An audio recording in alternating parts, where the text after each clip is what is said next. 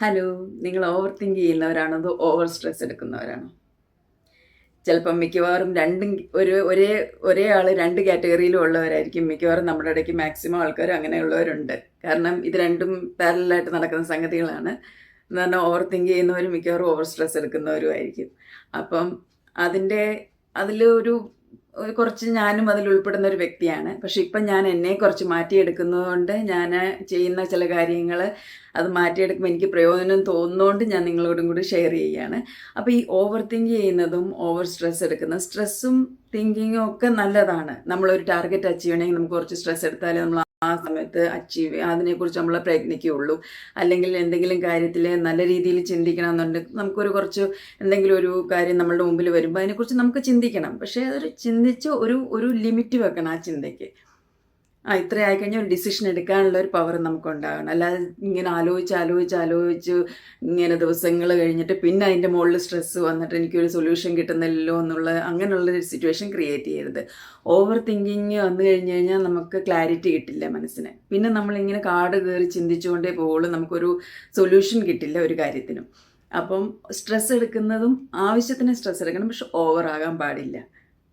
ഇതിനെല്ലാം നമ്മളൊരു ഒരു ഒരു ബോർഡർ ലൈൻ ഉണ്ടാക്കണം, നമ്മൾ തന്നെ ഉണ്ടാക്കണം. അത് വേറെ ആരും ഉണ്ടാക്കില്ല.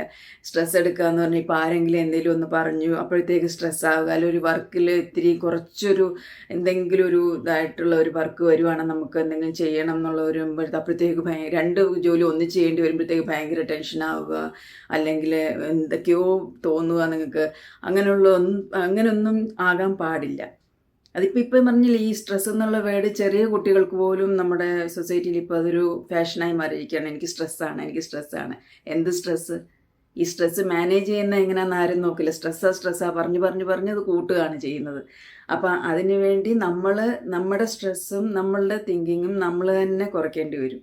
അത് വേറെ ആരും നമ്മളെ സഹായിക്കില്ല, നമ്മൾ തന്നെ നമ്മളെ സഹായിക്കേണ്ടി വരും. കാരണം ഓവർ തിങ്ക് ചെയ്യുന്നത്, ഞാൻ പറഞ്ഞല്ലോ, ഇപ്പം ആരെങ്കിലും എന്തെങ്കിലും നമ്മളെ പറഞ്ഞു, അത് അവർ പറഞ്ഞിട്ട് പോയി കഴിഞ്ഞാലും നമ്മൾ അതിനെക്കുറിച്ച് ആലോചിച്ച് എന്നാലും അവരെന്നോട് ഇങ്ങനെ പറഞ്ഞല്ലോ, അവരെന്നോട് ഇങ്ങനെ ചെയ്തല്ലോ, വ്യക്തിക്ക് ഒരു കുഴപ്പം ഉണ്ടാകാൻ പോകുന്നില്ല. സത്യം പറയാണ്. നമ്മളെ അനാവശ്യമായിട്ട് എന്തെങ്കിലും പറയുന്ന ഒരു വ്യക്തിക്ക് ഒരു പ്രത്യേകിച്ച് നമ്മൾ ആലോചിച്ചുകൊണ്ടിരിക്കുകയോ കരയുകയോ എന്ത് ചെയ്താലും ആ വ്യക്തിക്ക് ഒരു കുഴപ്പമില്ല. അപ്പോൾ ആരാ വിഡ്ഢിയാവുന്നത്? നമ്മൾ തന്നെ.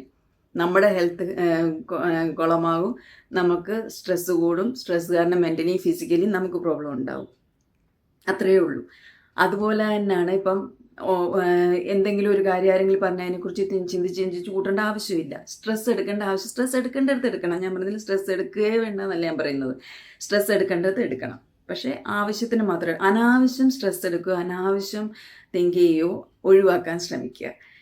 അപ്പം ഞാനിപ്പോൾ ചെയ്യുന്നതെന്ന് പറഞ്ഞാൽ സ്ട്രെസ് അങ്ങനെ വരുമ്പോൾ ഇങ്ങനെ സ്വയം ചിരിക്കുക. കാരണം സ്ട്രെസ് വരുമ്പോഴത്തേക്കും നമുക്ക് പെട്ടെന്ന് നമ്മുടെ മുഖം അങ്ങ് ഒരുമാതിരി ആകില്ല, ചുട്ടിപ്പോകും മുഖമൊക്കെ. ഇങ്ങനെ ഒരു ഫേസ് ആകും. അപ്പോൾ പെട്ടെന്ന് ഞാൻ എന്നെ തന്നെ അതിൽ നിന്ന് മാറ്റാൻ വേണ്ടി സ്വയം ഒന്ന് ചിരിക്കുക. നമ്മളൊരു എല്ലാവരുടെയും മുമ്പിൽ ചിരിക്കാൻ പറ്റിയില്ലെങ്കിൽ ആ സമയത്ത് ബാത്റൂമിൽ പോയി ഒന്ന് ഒരു 2 മിനിറ്റ് ഒന്ന് മിററിൽ നോക്കി ചിരിക്കുക, നല്ലപോലെ ചിരിക്കുക. അപ്പോൾ നമുക്ക് ആ ഒരു സ്ട്രെസ് റിലീസ് ആകുന്നത് നമുക്ക് നല്ലപോലെ ഫീൽ ചെയ്യും നമുക്ക്. കാരണം നമ്മൾ അതിനെക്കുറിച്ച് ആലോചിക്കുമ്പോൾ നമ്മൾ സ്വയം നമുക്കിങ്ങനെ എന്തൊരു ദേഷ്യവും അങ്ങനെ ഒരു ഫീലിംഗ് ആണ്. നമ്മുടെ മുഖത്തിൽ തന്നെ ആ ഒരു ഫീലിംഗ്, നമ്മൾ മസിൽസൊക്കെ ഇങ്ങനെ നമുക്ക് മനസ്സിലാക്കാൻ പറ്റും. ആ വ്യത്യാസം നിങ്ങളങ്ങനെ ട്രൈ ചെയ്ത് നോക്കുമ്പോൾ മനസ്സിലാക്കാൻ പറ്റും. അതുപോലെ തന്നെ രാവിലെ എണീക്കുമ്പോഴും ആർട്ടിഫിഷ്യൽ ചിരിയാണെങ്കിൽ നിങ്ങളുടെ മനസ്സിൽ എന്തൊക്കെ ടെൻഷൻ ഓടുന്നുണ്ടെങ്കിൽ ആർട്ടിഫിഷ്യലായിട്ട് നിങ്ങൾ പോയി ഒന്ന് മിററിൽ പോയി നോക്കിയിട്ട് ഫസ്റ്റ് നിങ്ങൾ ആദ്യം ഒന്ന് പോയി ആ മിററിൽ നോക്കി ഒന്ന് വെറുതെ ചിരിക്കുമ്പോൾ നമുക്കിടെ ഈ മസിൽസൊക്കെ ഇങ്ങനെ നമുക്ക് ഭയങ്കര ഒരു പോസിറ്റീവ് എനർജി തരും, പ്രത്യേകിച്ച് മോർണിംഗ് ടൈമിൽ. അപ്പം എല്ലാവരും ഒന്ന് ട്രൈ ചെയ്യണം. ഇത് ഞാൻ ട്രൈ ചെയ്യുന്നതാണ് ഇപ്പോൾ, അതുകൊണ്ടാണ് നിങ്ങളോടും പറയുന്നത് എല്ലാവരും ഒന്ന് ട്രൈ ചെയ്യുക.